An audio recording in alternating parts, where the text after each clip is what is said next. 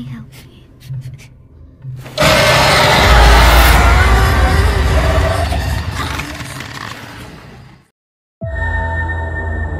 প্রেত পক্ষ এখানে স্বাভাবিক একটি বিভ্রম। সকলকে স্বাগত জানাচ্ছি প্রেতপক্ষের 212 নম্বর এপিসোডে। আশা করি তোমরা সকলে সুস্থ আছো, ভালো আছো। আর আজকে মঙ্গলবার রাত 10টা বেজে গেছে। তোমরা সকলে হেডফোন কানে লাগিয়ে প্রস্তুত হয়ে গেছো ভয় পাওয়ার জন্যে।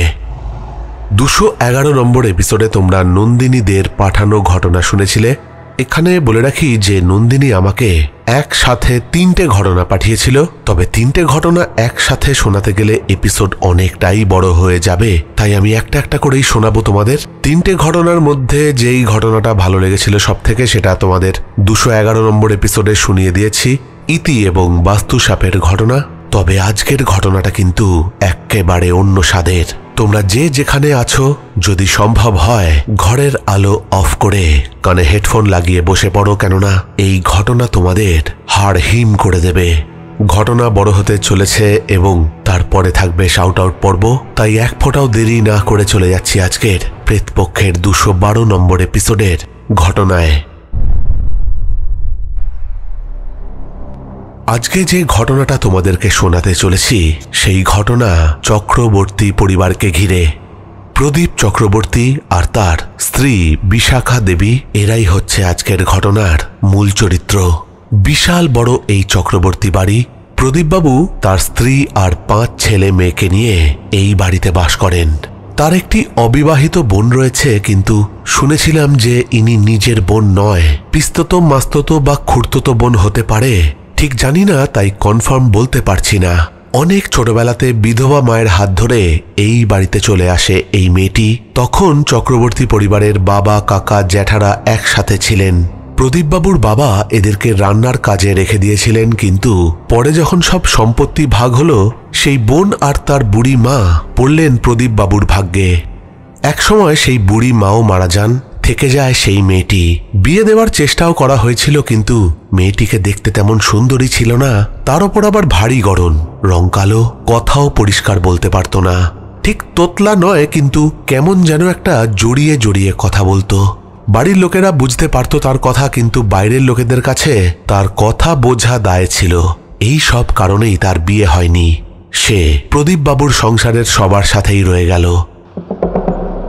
প্রদীপবাবুর বাবার বিশাল বাড়ি ছিল, আগেই বললাম, কিন্তু সম্পত্তি ভাগের পর প্রদীপবাবু অন্য জায়গায় নিজের আরেকটি বিশাল বাড়ি তৈরি করেন আর সপরিবারে সেখানেই চলে যান।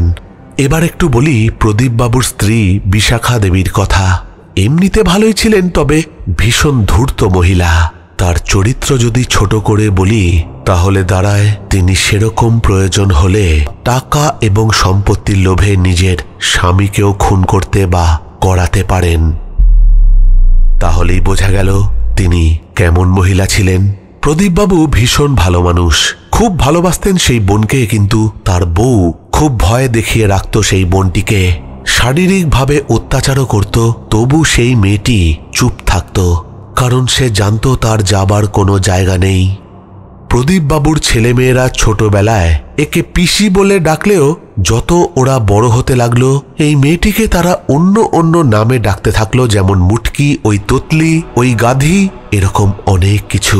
পরে তো মায়ের সাথে সাথে মেয়েরাও তাকে শারীরিকভাবে টর্চার করতে থাকে। এক কথায় বলা যেতে পারে যে এই মেয়েটির জীবন দুর্বিষহ হয়ে উঠেছিল। এতক্ষণ যেই মেয়েটির কথা বলছি তার নাম ছিল বেলা, কিন্তু তাকে কেউ সেই নামে ডাকত না। একমাত্র প্রদীপবাবু তাকে বেলা বলে ডাকতেন। প্রথম দিকে না বুঝলেও শেষ বয়সে প্রদীপবাবু বুঝেছিলেন যে বেলার প্রতি তার পরিবার নির্যাতন করে, শারীরিকভাবে এবং মানসিকভাবেও। বেলা অসহায়ের মতো সব সহ্য করে, মাঝে মাঝেই তার খাওয়া দাওয়া বন্ধ হয়ে যায়। তাকে প্রদীপবাবুর স্ত্রী আর মেয়েরা সারা রাত রুমের বাইরে দাঁড় করিয়ে রাখে আর বলে, রাতে উঠে যেন দেখি তুই এই দরজার বাইরে দাঁড়িয়ে রয়েছিস আর পাহারা দিচ্ছিস। বেলার লম্বা চুল ছিল, সেই চুল কেটে দেওয়া হয়। বিশাখা দেবীর মেয়েরা তাকে এমনভাবেই অত্যাচার করত যে বেলার গোপনাঙ্গেও আঘাত করতে তারা ছাড়ত না। শেষের দিকে প্রদীপবাবু প্রতিবাদ করতেন, তার স্ত্রীকে এবং মেয়েদের পুলিশের ভয় দেখাতেন, কিন্তু তিনি যে নিজের বউকে চরম ভয় পেতেন তাই গর্জে উঠেও থিতু হয়ে যেতেন। বড় এবং মেজ মেয়ের বিয়ে হয়ে গেল। এক ছেলে প্রেম করে বিয়ে করে বাড়ির বাইরে চলে গেল, কারণ তার মা এই মেয়েকে বাড়ির বউ বলে মেনে নেননি। তাই এই ছোট ছেলে তার বউকে নিয়ে আলাদা হয়ে যায়। বড় ছেলে প্রতিম একটু অন্যরকম ছিল। অন্যরকম বলতে সংসার জীবনে উদাসীন, সারা দিন গান বাজনা নিয়ে থাকে, সিগারেট পান খায় আর এদিক ওদিক ঘুরে বেড়ায়। প্রতিম তার এই বেলা পিসিকে একটু ভালোবাসত। বিশাখা দেবী আবার এই বড় ছেলেকে বিশেষ পাত্তা দিতেন না, কারণ তার বড় ছেলে সেরকম রোজগার করে না। প্রতিমের দেখভাল সেই বেলাই করত, আর বেলার ভাগ্য এমনই ছিল যে সে মুখ ফুটে কোনো দিনও কিছু বলতে পারেনি। কিছু চাওয়া তো অনেক দূর, রান্নার সহযোগী থেকে কবে যে বাড়ির চাকর, আয়া বা কেয়ারটেকার হয়ে গেছে সে নিজেই জানতে পারেনি। হাসতেও ভুলে গিয়েছিল। সব সময় বেলা ভয় নিয়ে বাঁচে, তবু কোনোদিন নিজেকে মেরে ফেলবে বা এই বাড়ি থেকে পালিয়ে যাবে এমনটা ভাবেনি। এরই মধ্যে প্রদীপবাবুর ছোট মেয়ের বিয়ে ঠিক হলো। বাড়িতে সে কি বিশাল আয়োজন, সবাই বিরাট খুশি।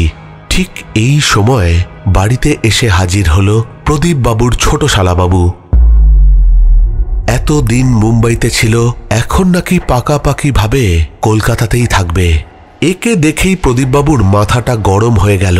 তিনি খোঁজ খবর নিয়ে জানতে পারলেন যে ওনার বউ বিশাখা দেবী নাকি একে ডেকে আনিয়েছেন এই ফিকিরে যে তার শালা নাকি বিয়েতে অনেক কাজ করবে, তাদেরকে সাহায্য করবে। আসলে প্রদীপবাবু এই ছোট শালাকে একদম পছন্দ করতেন না। শোনা গেছিল এই ছোট শালা নাকি একবার নয়, দুবার নয়, তিনবার নাবালিক মেয়েদের বিয়ে করে আবার বিক্রি করে দিয়েছিল। এই সব ঘটনাই ঘটেছিল মুম্বাইতে। তবে মাথার ওপর এক অজানা ব্যক্তির হাত থাকার দরুন আর সর্বোপরি প্রমাণের অভাবে প্রত্যেকবার সে ছাড়া পেয়ে যেত। চুরি, মদ খাওয়া এসব তো ছিলই, তাকে দেখলেই মনে হতো যে এই লোকটি একজন অ্যান্টি সোশ্যাল। যাই হোক, মানে বিয়েটা মিটল। এরপর বেশ কয়েকটা মাস কেটে গেল। প্রদীপবাবু খেয়াল করলেন বেলা তাকে কিছু বলতে চায়, কিন্তু ওনার স্ত্রী বিশাখা দেবীর ভয়ে বলতে পারে না। কিছু বলতে গেলেই তার বউ সামনে এসে পড়েন। অনেক কষ্টে জানতে পারলেন ওনার ছোট শালাবাবু বেলাকে বিরক্ত করছে বিভিন্নভাবে, এতটাই খারাপভাবে যে আমি নিজের কানে শুনে লিখতে পারছি না। তার জন্য ক্ষমা চাইছি সবার কাছে। এরই মধ্যে প্রদীপবাবু জানতে পারলেন যে তার বড় ছেলে এক বিধবা মহিলার প্রেমে পড়েছে আর তার সাথেই রাত কাটাচ্ছে। প্রদীপবাবু মেজাজটা আর ঠিক রাখতে পারলেন না। বড় ছেলেকেও বাড়ি থেকে বার করে দিলেন, শালাবাবুকেও বললেন চলে যেতে। বড় ছেলেকে বার করে দিচ্ছেন, বাড়িতে একটা ঝামেলা লাগলো। এই ঝামেলার মধ্যেই সুযোগ বুঝে শালাবাবুকেও বললেন চলে যেতে। তবে তার এই কথায় তার স্ত্রী বিশাখা দেবী রুখে দাঁড়ালেন। তিনি বললেন আমার ভাই এখানেই থাকবে, বিদায় করতে হলে ওই অভাগীর বেটিটাকে বিদায় করো আগে। বিশাল অশান্তি শুরু হলো বাড়িতে। এরই মধ্যে একদিন সকালে সেই বেলা খুব কান্নাকাটি করতে লাগলো, কিন্তু কিছুতেই কিছু বলতে পারছিল না। এই সময় প্রদীপবাবু একটা অদ্ভুত ঘটনা ঘটতে দেখলেন। তিনি দেখলেন তার স্ত্রী বেলাকে জোর করে বাথরুমে নিয়ে গিয়ে স্নান করিয়ে দিচ্ছেন। বেলা তাকে মানা করছে, ছটফট করছে, কিন্তু তার উপর তো সে কথা বলতে পারে না। এরপর থেকে বেলার প্রতি তার বউয়ের আলাদা আদর যত্ন দেখে প্রদীপবাবুর মনে খটকা লাগছিল। কিছু তো একটা ব্যাপার আছে, নইলে আমার বউ এমন ব্যবহার করছে, এটা তো অবিশ্বাস্য। নতুন নতুন শাড়ি পরিয়ে দেওয়া হচ্ছিল বেলাকে, ভালো ভালো খাবার খেতে দেওয়া হচ্ছিল, বেলার জন্য আলাদা ঘরও করে দেওয়া হলো। যেই মেয়ের ঠিকানা ছিল রান্নাঘরে শোয়া, তার জন্য আলাদা ঘর, আলাদা ঘরে ঘুমোতে দেওয়া, চুল বেঁধে দেওয়া, আরো অনেক কিছু নাটক চলতে থাকলো বেলার সাথে। এদিকে প্রদীপবাবুর শালাবাবু বাড়িতেই রয়েছেন। এত কিছুর পরেও চলে যাননি। আসলে কান কাটা একটা মানুষ। বেলাকে বিশাখা দেবী আর কাজ করতে দিলেন না। একটা নতুন কাজের মাসি রাখা হয়েছিল। বেলাকে স্বস্তি দেওয়ার জন্যে কাজের মাসি রাখা হলো, এই দেখে প্রদীপবাবু ভারী অবাক হয়ে গিয়েছিলেন। কিন্তু তখনও তিনি জানতেন না যে এর থেকে ঢের বেশি অবাক হওয়ার মতো ঘটনা তার বাড়িতে ঘটতে চলেছে। সপ্তাহ দুয়েক পরের ঘটনা। সেই কাজের মাসি বাড়িতে এসে সকালবেলায় বেলার ঘর মুছতে গিয়ে দেখেন বেলা তার ঘরে নেই।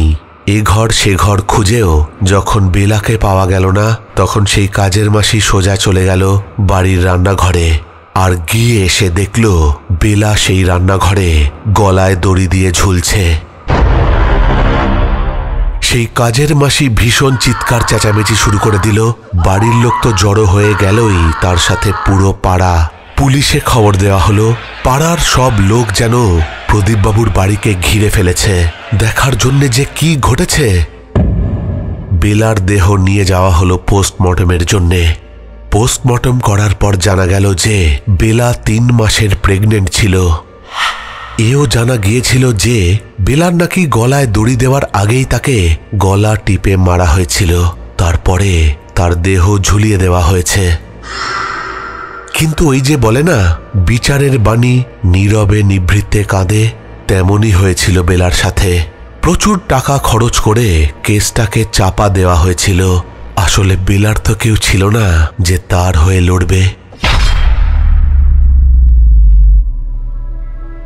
এই ঘটনার পর প্রদীপবাবু একদম ভেঙে পড়লেন। টাকা দিয়ে কেস চাপা দিয়ে তিনি যে বড় ভুল করেছেন সেটা তো তিনি জানেন, কিন্তু এই কাজ তিনি তার পরিবারকে বাঁচানোর জন্য করেছেন। তিনি মানসিকভাবে এতটাই ভেঙে পড়েছিলেন যে তিনি জানিয়ে দেন সবাইকে, বিশেষ করে তার ছেলে মেয়েদের, যে এই যে মহিলা তোমাদের মা বলে যাকে ডাকো, ইনি আজ থেকে আমার কেউ নন। আমি যতদিন বেঁচে থাকবো এই মহিলার মুখ দেখতে চাই না। আজ থেকে আমার খাওয়া পড়ার দায়িত্ব আমি নিজেই নিজেকে দিলাম। আসলে প্রদীপবাবু হয়তো বুঝতে পেরেছিলেন যে তার স্ত্রী কোনো না কোনোভাবে বেলার মৃত্যুর সাথে জড়িত। তিনি জিজ্ঞাসাও করেছিলেন তাকে, কিন্তু কোনো উত্তর আসেনি। যেমনটা প্রদীপবাবু বলেছিলেন তিনি সত্যি সত্যি সেটা করেছিলেন। নিজেকে পরিবারের থেকে একেবারে আলাদা করে নেন তিনি। তবে এটা করার পরেও বিশাখা দেবীর কোনো যে পরিবর্তন হয়েছিল তেমনটা কিন্তু নয়। উল্টে তিনি বলেছিলেন যে ভালোই হলো, বেকার পরিশ্রমের থেকে তো বাঁচলাম। সবই ঠিকঠাক চলছিল, কিন্তু আজকাল এত বড় বাড়িটা খুব খালি খালি লাগে। বিশাখা দেবী তাই 2 ছেলেকে বাড়িতে ডেকে নিলেন। তারপরেই ঘটতে থাকলো আসল ঘটনা। বিশাখা দেবীর ছোট ছেলের বউ একদিন সন্ধেবেলায় স্নান সেরে ঘরেতে ঢুকেছে। হঠাৎ সে দেখতে পায় তার আয়নার সামনে থেকে একটা কালো ছায়ামূর্তি সাত করে সরে গেল। এই সময় ছোট বউ আয়নার সামনে দাঁড়িয়েই সাজছিল আর সিঁদুর পড়ছিল। ঠিক এই সময়তেই ঘটে এই ঘটনাটা। কালো সেই ছায়া মূর্তিটিকে দেখে ভয় চিৎকার করে ওঠে ছোট বউ, কিন্তু ঘরের মধ্যে কাউকেই পাওয়া যায় না। আরেকদিন রাতের ঘটনা এবার এখানে বলি। ছোট বউ রাতের বেলায় তার বাথরুমে যাওয়ার প্রয়োজন হয়ে পড়েছে। পুরনো দিনের বাড়িতে অ্যাটাচড বাথরুম থাকতো না, তাই ঘর থেকে বেরিয়ে বাথরুমে যেতে যাবে, হঠাৎ সে দেখে বাথরুম থেকে একটা কালো ছায়ামূর্তি দরজা খুলে বেরিয়ে গেল আর বারান্দার অন্য পাশের অন্ধকারে অদৃশ্য হয়ে গেল। এই দৃশ্য দেখে ছোট বউ ভয় চিৎকার করে ওঠে। তার চিৎকারে সেখানে সবাই জড়ো হয়ে যায়, কিন্তু কাউকেই পাওয়া যায়নি। একদিন দুপুরবেলায় ছোট বউ স্নান করে চুল খুলে তার খাটে শুয়ে রয়েছে। এমন সময় তার নজর গেল তার খাটের সোজাসুজি রাখা সেই আয়নার ওপর। সে দেখতে পেল তার মাথার কাছে এক ছায়া মূর্তি দাঁড়িয়ে রয়েছে। ছোট বউ প্রাণপণ চিৎকার করে উঠল আর ভয় দৌড়ে বেরিয়ে গেল তার ঘর থেকে। সবাই তার ঘরে এসে দেখল যে তার ঘরে তো কেউ নেই, কিন্তু তার এমনই ভয় ধরে গিয়েছিল যে সে আর নিজের ঘরে ঢোকেনি। এরপর ছোট ছেলে আর তার বউ ভয় এই বাড়ি ছেড়ে ভাড়া বাড়িতে চলে যায়।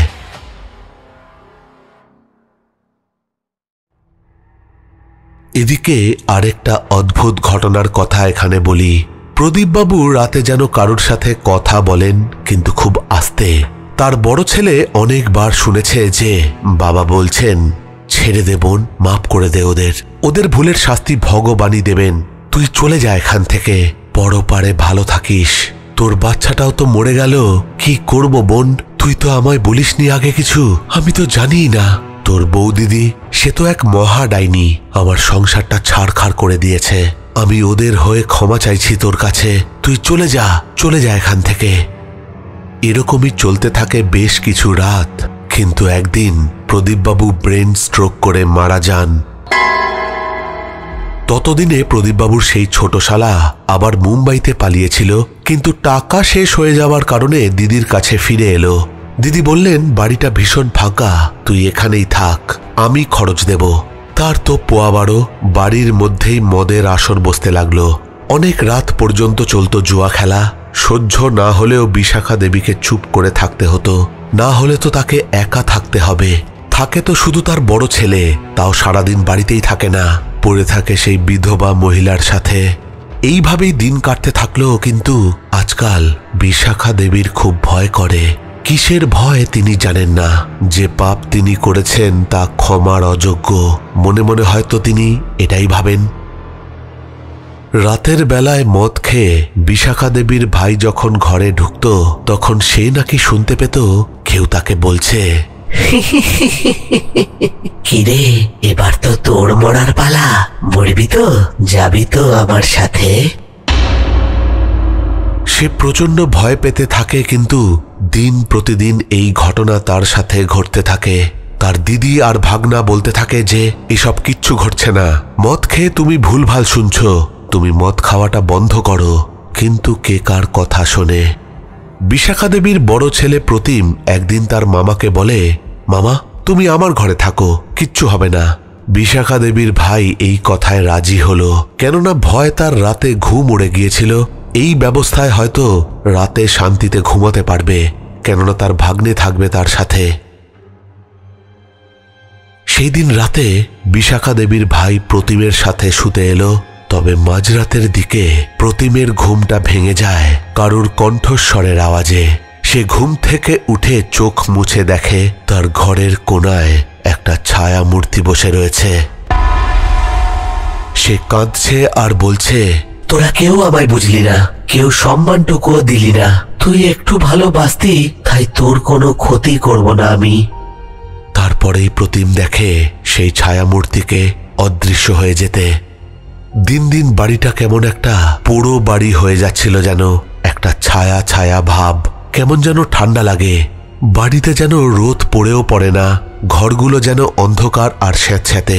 কাজের মেয়েটারও ভালো লাগে না এদের বাড়িতে কাজ করতে। সে একদিন ঘর মুছছে, হঠাৎ শুনতে পেল তার পেছন থেকে কেউ দৌড়ে চলে গেল এক ঘর থেকে আরেক ঘরে। সে চমকে গিয়ে ঘর মোছা ছেড়ে উঠে দেখল ভেজা মেঝের ওপর পায়ের পাতার ছাপ। কেউ যেন এক ঘর থেকে বেরিয়ে অন্য ঘরে চলে গেছে। পর্দাটা এখনো নড়ছে সেই ঘরের। তারপরেই সে শুনতে পেল একটা খিলখিল হাসির শব্দ। কাজের মেয়েটি চিৎকার করে সেই দিন সেইখানে অজ্ঞান হয়ে পড়ে যায়। কাজের মেয়েটি বিশাখা দেবীকে বলে যে সে এই বাড়িতে আর কাজ করবে না, কিন্তু কোনো মতে বেশি মাইনের লোভ দেখিয়ে বিশাখা দেবী তাকে রাজি করায়। আরেকদিন রাতের ঘটনা এখানে বলা আরম্ভ করছি। আগেই বলেছিলাম যে বিশাখা দেবীর ভাই এই বাড়িতে রাতের বেলায় মদের আসর বসাতো। তবে সেই দিন বাড়িতে তার বেশ কয়েকজন বন্ধু এসেছিল। বিশাখা দেবীর ভাই তাদের নেমন্তন্ন করেছিল। বাড়িতে রান্না হয়েছিল নানান উপাদেয় খাবার, যার মধ্যে ছিল মাটন, ইলিশ মাছ, মুরগি, আরো অনেক কিছু। প্রচুর বাসন পড়েছিল সেই রাতে। বিশাখা দেবী তার কাজের মেয়েকে বলে যে একটু রাত হয়ে গেলেও বাসনগুলো কিন্তু মেজে দিস। সবাই খেয়ে দিয়ে চলে যাবার পর অনেকটাই রাত হয়েছে, কিন্তু কাজের মেয়েটি বিশাখা দেবীর আদেশে রাতের বেলাতেই কলপাড়ে বসে বাসন মাজতে আরম্ভ করল। বাসন মাজতে গিয়ে সেই কাজের মেয়েটি দেখল এতগুলো লোক খাবার থেকে নষ্ট করেছে বেশি। মুরগি, মাটন আর মাছের হাড়, গোড় আর কাঁটায় একেবারে স্তূপাকার হয়ে রয়েছে। বাসনও পড়েছিল অনেকটাই বেশি। কাজের মাসি বাসন মাজতে আরম্ভ করেছে। হঠাৎ তার মনে হলো তার পাশ থেকে একটা কট কট করে শব্দ হচ্ছে। কেউ যেন মাংসের হাড় চিবিয়ে খাচ্ছে। সেই দিকে মুখ ঘুরিয়ে সেই কাজের মাসি দেখল বেলা। সেই মুরগি, মাটন আর মাছের হাড্ডি আর কাঁটার স্তূপ থেকে মাংসের হাড় তুলে চিবিয়ে চিবিয়ে খাচ্ছে। কাজের মেয়েটি সেই যে বাসন কোসন ফেলে দৌড়ে বাড়ি থেকে বেরিয়ে গিয়েছিল, আর সেই বাড়িতে ফেরত যায়নি। তার বকেয়া মাইনেটাও সে নিতে আসেনি এই বাড়িতে। এই বাড়িতে যে ভূতের উপদ্রব হচ্ছে আস্তে আস্তে পাড়ার লোকজন জেনে যায়। পাড়ার লোকেরা ক্লাবে জানায় সব কথা। সেখানকার ছেলেরা বাড়ির লোকেদের বলে গয়ায় গিয়ে পিণ্ডদান করে আসতে। ঠিক হলো বিশাখা দেবী, তার বড় ছেলে আর তার ভাই 3 জন গয়ায় যাবেন পিণ্ড দিয়ে আসতে। ট্রেনের টিকিটও কাটা হয়েছিল, কিন্তু গয়ায় যাওয়ার দিন সকালবেলায় বিশাখা দেবীর ভাইয়ের ঝুলন্ত দেহ উদ্ধার করা হয় তার ঘর থেকে। আর সব থেকে অবাক ব্যাপার, বিশাখা দেবীর ভাইয়ের গোপনাঙ্গ কেউ কেটে তার ঘরের মেঝেতে ফেলে রেখে গেছে। রক্তে ভেসে যাচ্ছে চারিদিক। এই দৃশ্য দেখে বিশাখা দেবী আর তার বড় ছেলে আঁতকে ওঠে। বাড়িতে পুলিশ আসে। পোস্টমর্টমে জানা গিয়েছিল যে গলায় দড়ি দিয়ে তো আত্মহত্যা করেছেন ঠিকই, তবে তার প্রধান মৃত্যুর কারণ হার্ট অ্যাটাক। পোস্টমর্টমে এমনও প্রমাণ হয়েছিল যে বিশাখা দেবীর ভাই আগে হার্ট অ্যাটাকে মারা গিয়েছিল, পরে তার দেহ ঝুলিয়ে দেওয়া হয়। কিন্তু এটা কি করে সম্ভব সেটা জানা যায়নি। পুলিশের ছানবিন চলেছিল অনেক দিন ধরে, কিন্তু কাউকেই দোষী সাব্যস্ত করতে পারেনি তারা। তবে বিশাখা দেবী এই বাড়িতে থাকতে আর রাজি হননি। মেয়েদের বাড়িতে তিনি পালা করে থাকতে শুরু করেন। গয়াতেও আর যাওয়া হলো না, পিণ্ডদানও করা হয়নি। অনেক কষ্টে প্রদীপ বাবুর বানানো তাদের সেই বিশাল বাড়িটি এক রাজস্থানী বিজনেসম্যানকে বিক্রি করে দেওয়া হয় অনেক কম টাকায়। শেষমেশ তারা অন্য এক জায়গায় ফ্ল্যাট কিনে চলে যান। বিশাখা দেবী রাতে ঘুমোতে পারেন না। দিন দিন ভুল ভাল বকেন। যাকে দেখেন তাকেই বেলা বেলা করে ডাকেন আর বলতে থাকেন, তুই চলে যা এখান থেকে, চলে যা, আমি তোকে খুব ভয় পাই, ছেড়ে দে আমায়। তিনি কোনো মতেই একা থাকতে চান না। তাকে ওষুধ দিয়ে ঘুম পাড়িয়ে রাখা হয়। মেয়েরা নাতি নাতনিরা দেখা করতে এলে কথা বলেন না। এভাবেই অনেকগুলো মাস কেটে যাচ্ছিল। বিশাখা দেবী যেন মরতে চেয়েও মরতে পারছেন না। একদিন বিশাখা দেবী তার বড় ছেলে প্রতিমকে ডেকে বলেন, তোর সাথে আমার কিছু কথা আছে রে, রাতে বলবো। আজ আয়ামাসিকে আসতে মানা করে দিস, তুই থাকিস আমার কাছে। প্রতিম দেখল মা আজ পুরো সুস্থ। রান্না করলেন, টুকটাক কাজ করলেন, পুজো দিলেন, পাত পেরে ছেলেকে কাছে বসে খাওয়ালেন। বিশাখা দেবীর শারীরিক অবস্থার জন্যে এক আয়ামাসিকে রাখা হয়েছিল। তার কথায় সেই দিন তাকে ছুটি দিয়ে দেওয়া হয়েছিল। রাতে বিশাখা দেবী তার বড় ছেলেকে সমস্ত সত্যি কথাটা খুলে বললেন। সত্যিটা হলো, বেলাকে প্রতি রাতে তার সেই ছোট ভাই শারীরিকভাবে অত্যাচার করত, ধর্ষণ করত। তিনি সব জানতেন, কিন্তু ভাইকে শাসন করেননি, বাধাও দেননি। পরে জানতে পারেন যে বেলা অন্তঃসত্ত্বা, তাই বেলার দেখভাল করতে আরম্ভ করেছিলেন। কিন্তু তার ভাই এই বাচ্চা নষ্ট করতে বলে। বেলাকে চাপ দেয়, কিন্তু বেলা রাজি হয় না আর সবাইকে জানিয়ে দেওয়ার কথা বলে। তারা দুজনেই ভয় পেয়ে যায় আর এক রাতে তারা দুজন ভাই বোন মিলে বেলার গলা টিপে তাকে হত্যা করে। তাই জন্যেই বেলার অতৃপ্ত প্রেতাত্মা আজ তাদের তাড়া করে বেড়াচ্ছে। হত্যা করেছে তার ভাইকে, এবার তার পালা। বিশাখা দেবী তার বড় ছেলেকে কেঁদে কেটে বলে, তবে যাবার আগে স্বীকারোক্তি না করলে আমার মুক্তি হবে না, তাই আজ সব বলে গেলাম তোকে। প্রতিম হতবাক হয়ে রইল মায়ের এই কথা শুনে। তার মা আর মামা এত নীচ, ছি ছি ছি। মাথা নিচু করে বসে থাকলো প্রতিম। আর বিশাখা দেবী নিজের ঘরে চলে গেলেন আর দরজা ভেতর থেকে বন্ধ করে দিলেন। পরের দিন সকালে বিশাখা দেবী সেই দরজা আর খোলেননি। সেই দরজা ভাঙতে হয়েছিল। সেই দরজা ভেঙে দেখা গিয়েছিল যে বিশাখা দেবী তার চেয়ারে বসে রয়েছেন, চোখ দুটো খোলা, নিঃশ্বাস পড়ছে না। ডাক্তার এলে মৃত ঘোষণা করলেন তাকে। ভোর রাতে স্ট্রোক হয়ে মারা গেছেন তিনি। তবে তার ভয়ার্ত দুটো চোখ দেখে ডাক্তার খুবই অবাক হয়েছিলেন। তার খোলা চোখ দুটো দেখে মনে হয়েছিল যেন ভয়ঙ্কর কিছু একটা দেখে তার মৃত্যু ঘটেছে। তবে সব থেকে অবাক করার মতো ঘটনা হলো, বিশাখা দেবীর হাতের মুঠোর ভেতর থেকে পাওয়া গিয়েছিল এক মুঠো চুল। তিনি কি রাগে, কষ্টে, দুঃখে তার নিজের চুল ছিঁড়েছিলেন সেটা জানা যায়নি। তবে তার বড় ছেলে প্রতিম বলেছিল যে এই চুল নাকি তার মায়ের নয়। বিশাখা দেবীর দেহ পোস্টমর্টম করা হয়েছিল। তারপর কি হয়েছিল আর জানা যায়নি। এখানে বলে রাখি যে প্রদীপ বাবুদের সেই মস্ত বাড়িটি যারা কিনেছিল তাদের সাথে কিন্তু কোনো সমস্যাই ঘটেনি। তারা এখনো রয়েছেন সেই বাড়িতে। কোনো রকম ভৌতিক বা অলৌকিক ঘটনা কিন্তু তাদের সাথে ঘটেনি। চক্রবর্তী বাড়িতে বাকি যারা রয়েছেন তারা বেঁচে আছেন যে যার মতো করে। বিশাখা দেবীর মৃত্যুর পর সবাই ভেঙে পড়েছিলেন ঠিকই, কেননা বাবার মৃত্যুর পর মাও চলে গেলেন। বিশাখা দেবীর মৃত্যুর পর কারুর সাথে ভয়ের কোনো ঘটনাও ঘটেনি। আর শেষমেশ এটাই বলা যেতে পারে যে হয়তো বেলার আত্মা শান্তি পেয়েছে। তার ওপর যারা অত্যাচার করেছিল তাদেরকে মেরে তার অতৃপ্ত আত্মা শান্তি পেয়েছে। বিশাখা দেবীর মেয়েরাও কিন্তু বেলার ওপর অনেক অত্যাচার করেছিল, কিন্তু একসময় বেলাকে তো তারা পিসি বলে ডেকেছিল, তাই জন্যেই হয়তো বেলা তাদেরকে ক্ষমা করে দিয়েছিল।